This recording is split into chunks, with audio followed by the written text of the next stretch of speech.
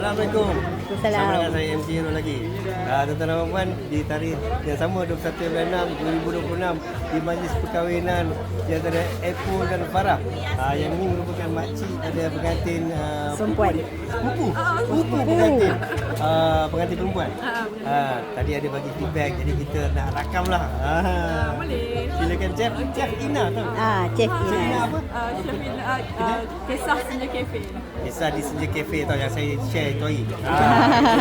Okey, Assalamualaikum. Saya Chef Ina.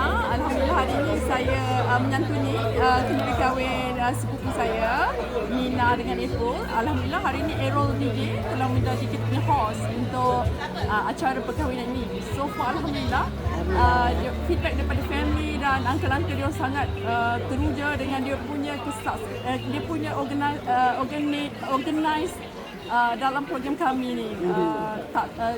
Kita punya program ni jadi tersusun, teratur dan nampak smooth je daripada mula sampai akhir.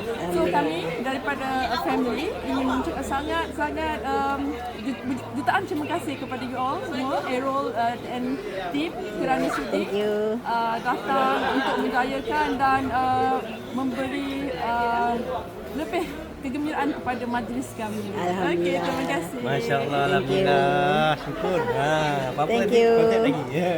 Boleh kalau you all nak buat majlis, rasa nak tambahkan lagi kemeriahan majlis you all, boleh jemput DJ Errol.